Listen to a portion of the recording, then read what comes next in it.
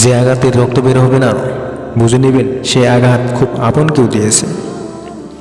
যখন কোনো মেয়ে একটি ছেলের কথা শুনে নিজের ঘর ছেড়ে পালিয়ে এসে ছেলেটির কাছে চলে যায়, তখন সেই ছেলেটিও তাকে একটি কথা বলে ফেলে যায়, যে মেয়ে তার পরিবার হতে পারলো না, সে আমার কিভাবে হবে।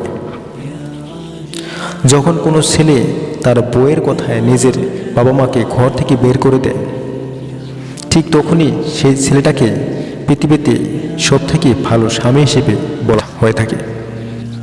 সব সময় তো ভুল তাদেরই হয় যারা পরিশ্রম করে, আর অকর্মা মানুষেরা তো অন্যর ভুল ধরেই নিজের জীবন কাটিয়ে দিতে পছন্দ করে। আমি দামি কাপড়ে মরণ্য জঘন্যতম মানুষ দেখেছি, আর ময়লা কাপড়ও মরানো মানুষের পরিশ্রম দেখেছি। পৃথিবীতে মেয়েরা তখনই খুশি থাকবে যখন মেয়েরা একে অন্যকে বুঝবে, কারণ মেয়েরা তো নিজেরাই একে অন্যের খুশির শত্রু হয়ে থাকে। যখন শরীর থেকে রুহ বের হয়ে যায়, তখন এত সুন্দর শরীরটা কবরের ভিতরে ঢুকে যায়।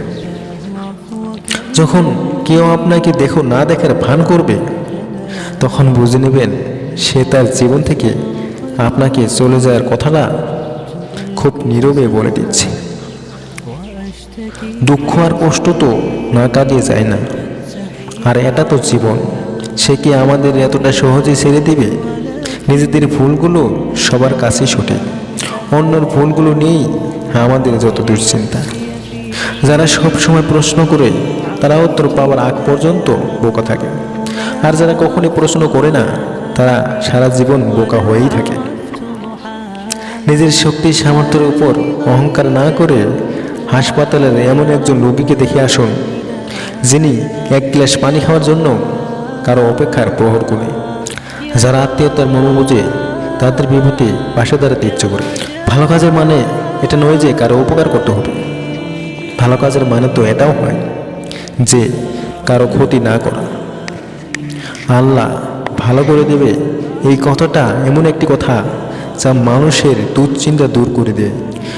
মানুষ সেদিন থেকে আপনাকে নিয়ে গবেষণা, আলোচনা, সমালোচনা করবে যেদিন থেকে আপনি অন্য কারো কথা না শুনে নিজের কথা শুনবেন।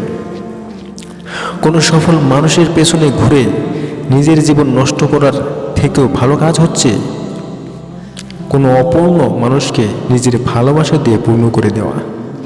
ভিডিওটি ভালো লাগলে অবশ্যই সবাইকে শেয়ার করে দেখার সুযোগ করে দিন। ধন্যবাদ।